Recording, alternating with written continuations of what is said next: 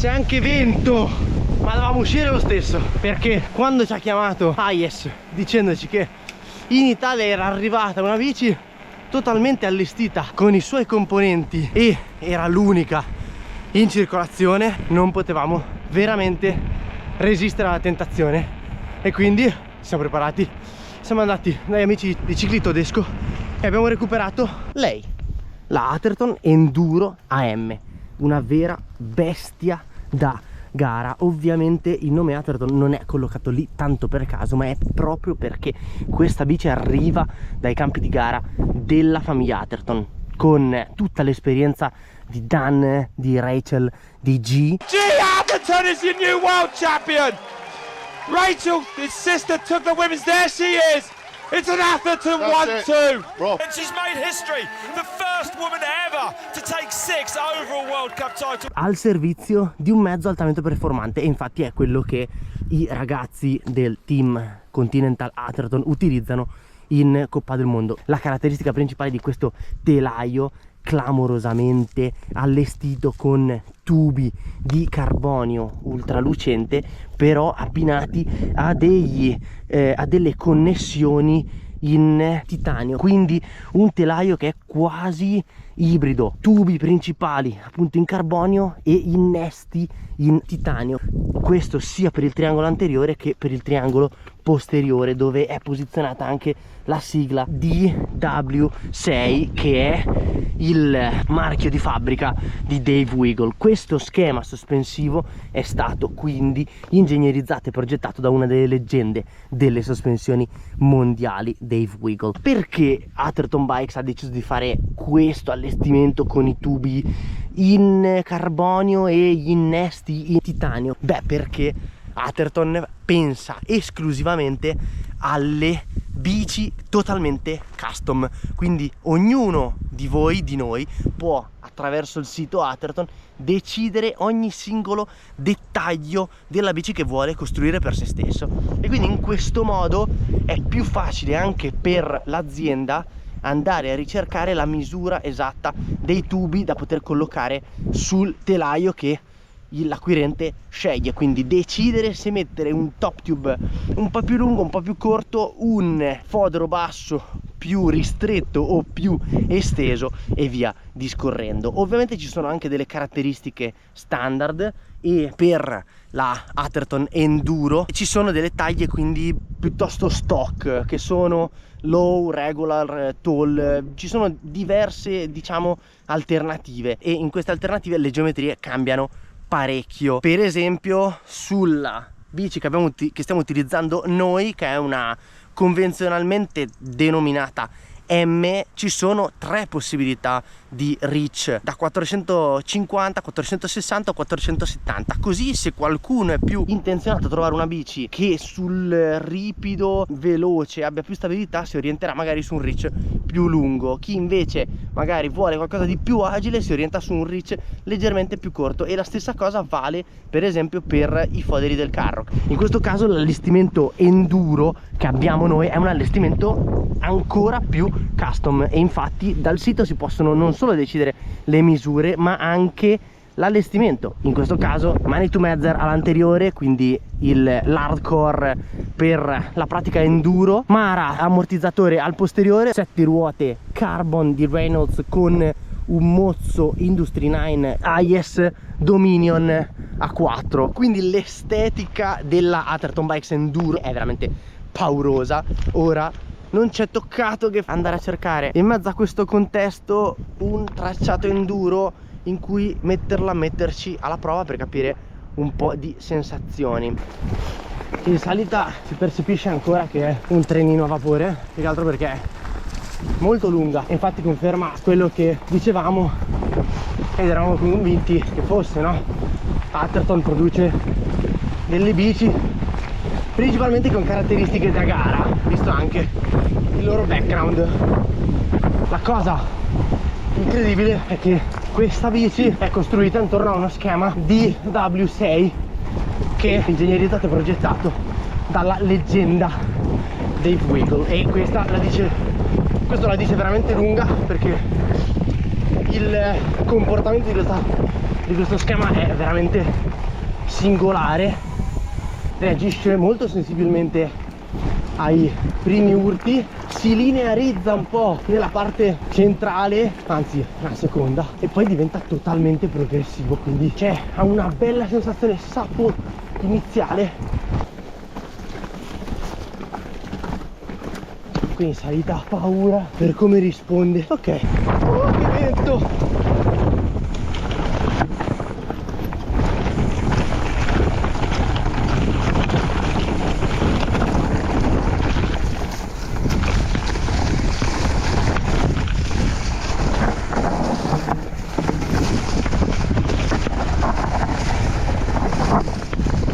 Questo diciamo che non è proprio il suo, però la cosa che voglio sottolineare è che il piantone sella è super centrale, molto avanzato perché 76 gradi e mezzo di inclinazione, e quindi la posizione veramente molto bilanciata anche in salita.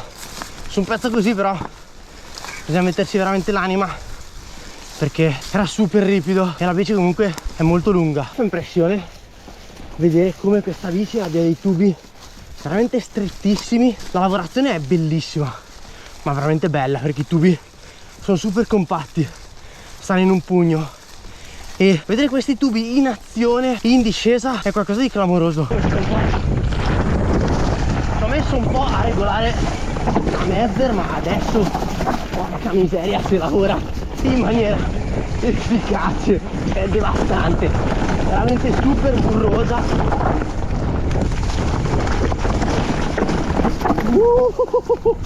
Che roba tremenda questa bici, che roba, è il trenino.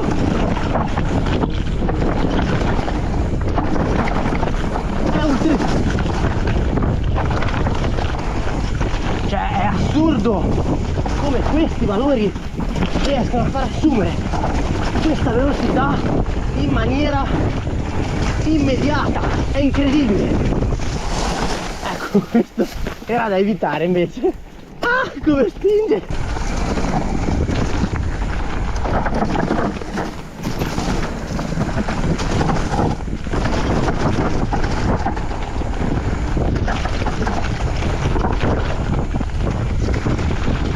Ah, questo è forse il trail più flow del giro, e qui ho preso delle velocità veramente assurde, quasi ingiustificate. No, in realtà quelle velocità lì l'ho prese perché questa bici è super piazzata, è stabilissima, il centro è veramente molto molto basso ma risponde sempre attivamente. Damn man, roba clamorosa.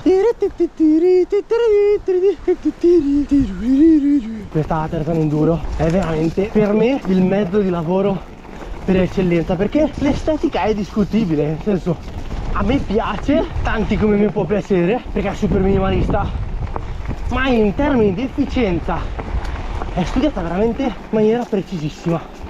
E quindi è come dire avere un Same, avere una motosega Steel, avere quell'attrezzatura va al di là di quello che è l'immagine, appunto l'estetica, il design. Qui il design secondo me è super ricercato, ma è un po' particolare. Invece sull'efficienza cazzo è studiata veramente in maniera pazzesca. Ci sono un paio di cani. Comunque io devo dire,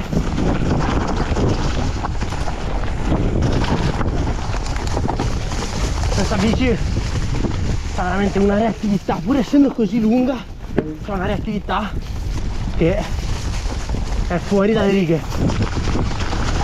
È estremamente rigida, quindi in ogni inserimento è ultra precisa, mega ficcante. Eppure è lunga, raga, è lunga davvero, Beh, quando l'ho paragonata al Same, trattore e oggetto di lavoro, non volevo offendere nessuno, che poi domani mi chiama Dan Atherton e mi chiede lumi. Una bici così, che ha un'estetica comunque scelta dai fratelli Atherton e dagli ingegneri, discutibile ma secondo me super figa, perché si eleva da tutti gli standard che ci sono attualmente di bici in circolazione, di trail enduro, riesce a compensare con un funzionamento che è devastante. Per questo secondo me questa è la bici per eccellenza per chi cerca qualcosa con cui cimentarsi nelle competizioni più esigenti.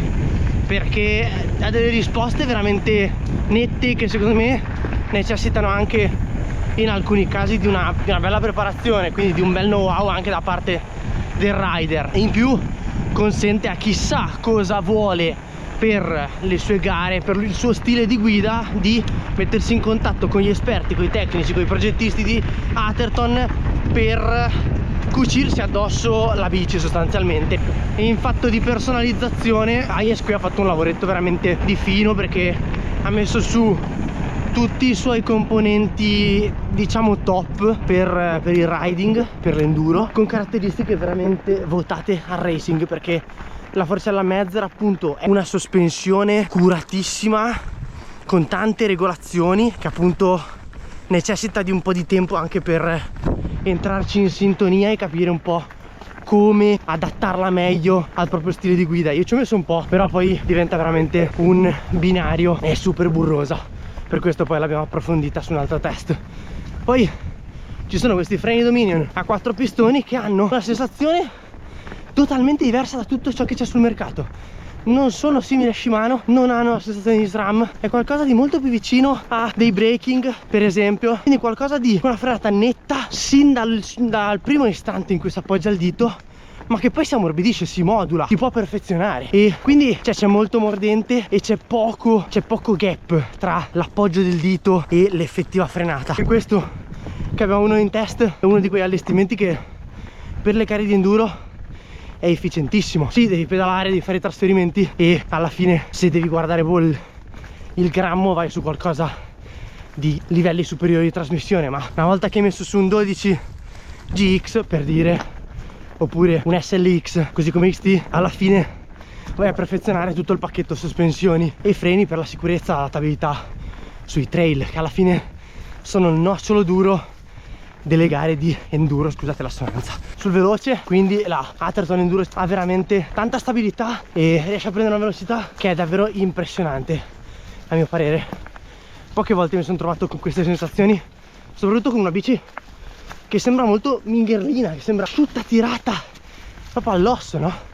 C'è il minimo indispensabile, però quello è fatto bene. Questa bici richiede una guida attiva, lo schema sospensivo dietro è super progressivo una volta che ci si inoltra su un tratto tecnico con dei big hit e velocità molto alte, per cui va gestito, però c'ha tanta robustezza, perché tutta la parte centrale sotto il piantone è un monoblocco costituito da archetti di sostegno e ne fanno veramente un setup ultra mega reattivo. Dopodiché c'è un anteriore che secondo me è lungo, però sui trail un po' ripidi e slow ma anche super scassati, dove si prende tanta velocità, senza misure di questo tipo penso che sarebbe la morte.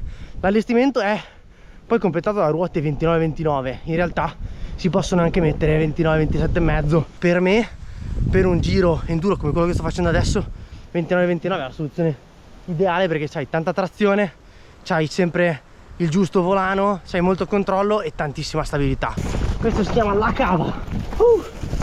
Come si può vedere da queste prime curvette super rocky in mezzo agli alberi. Ma che trazione! Che trazione!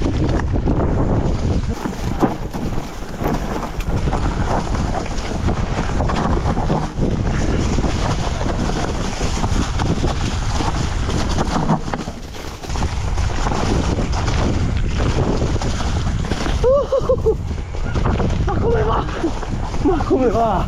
Nello stretto, probabilmente tra un po' comincerò a soffrire davvero, ma qui mannaggia la miseria, dove devi aprire un pelo va via come un treno ad alta velocità. 3 pedalate là.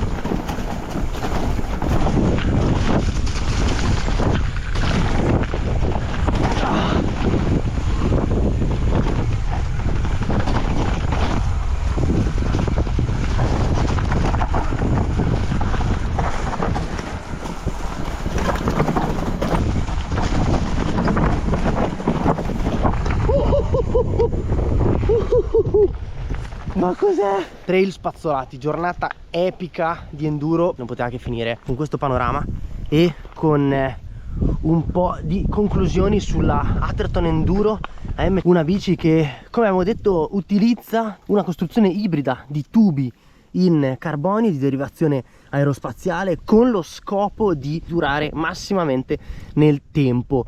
Insieme al carbonio però ibridazione vuol dire giunti in titanio, quindi anche qua una scelta molto particolare che sul mercato non si vede, ma permette appunto ad Atherton Bikes di unire i due materiali con una tecnologia brevettata e con un sistema di incollaggio a tenuta permanente. Per me uno dei design più singolari in assoluto sul mercato, indubbiamente discutibile perché può la linea piacere e non piacere, i tubi sono finissimi e in discesa fanno veramente tanto effetto, bisogna guardare avanti e non guardare i tubi, ma l'efficienza di questa bici per me è qualcosa di cui si vede, si sente l'impegno che Atherton Bikes e i fratelli Atherton hanno messo in questo progetto. In più la collaborazione tra Atherton Bikes e Dave Weigel, che ha progettato insieme ai fratelli Atherton questo schema di V-Link 6 che ovviamente si basa su un 4 bar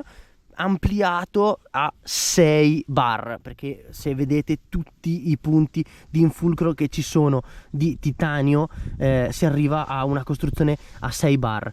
Questo schema è uno schema che chi conosce un po' Dave Weigel saprà quanto ci tiene a fornire il massimo della sensibilità nella prima fase, ed è quello che abbiamo sentito, e tanta modularità e progressività nella fase finale. L'intermedia secondo me rimane abbastanza lineare, però nelle salite quelle un po' più tecniche, pedalate, ritmate, sono riuscito anche a capire che quel comportamento potesse essere ideale per riuscire ad avere un avanzamento molto efficiente.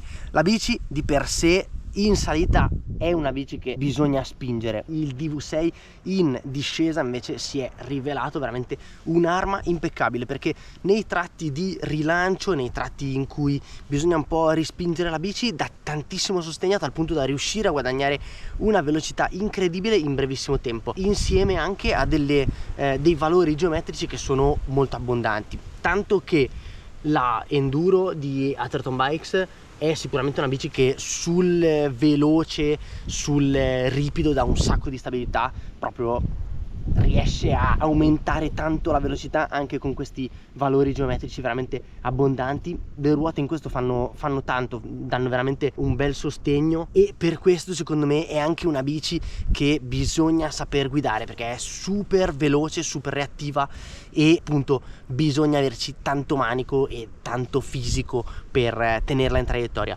Sullo stretto è dove, è chiaro, diventa invece ancora più fisica, perché bisogna spingerla e portarla dove si ha necessità di portarla, senza che sia lei con le sue misure a portarvi altrove. In questo bisogna avere anche lì una posizione ben calibrata, ma indubbiamente questo schema ha fatto veramente la differenza. È una bici che secondo me ha un'estrema rigidità, in curva riesce a uscire a velocità incredibile, nei rilanci schizza via, e c'è sempre questo anteriore che è veramente bello preciso, stabile e efficiente. In quanto a componentistica avevamo pochi dubbi, onestamente, vi avevo un po' preannunciato quelle che sono state le sensazioni con la Mezzer, e appunto vi ricordiamo che c'è un test dedicato con Manitou Mezzer proprio qui su Pianeta Mountain Bike. Non c'è il minimo di flessibilità di questa forcella, è sempre super pronta e è estremamente burrosa. Una volta che si trova il giusto setup, il feeling va alle stelle. In più la sorpresa dei freni, perché io non avevo mai avuto questi Dominion qui a 4 con 4 pistoni appunto e freni da 200, e fanno impressione, perché la frenata sembra una frenata che si smorza immediatamente al primo contatto con la leva, in realtà c'ha un mondo dietro.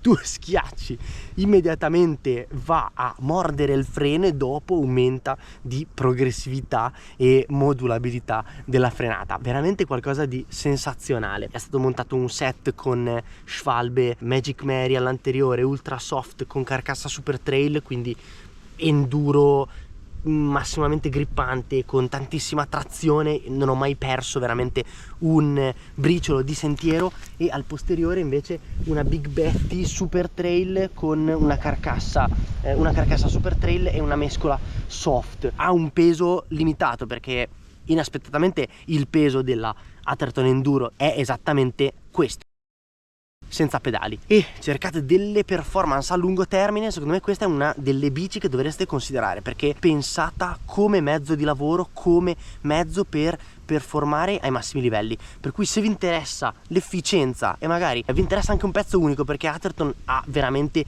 delle linee che sono super particolari, bisogna apprezzarle, ma volete distinguervi dalla massa e avere un prodotto che dura nel tempo, questo secondo me è veramente qualcosa che dovreste pensare. Io vi lascio con i 3 consigli finali di Pianeta Mountain Bike, che sono mettere un bel like a questo video, iscrivervi se non l'avete ancora fatto al canale e come sempre gas aperto.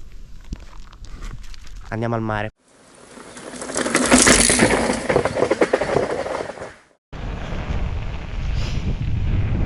Madonna raga, fa un freddo puttano.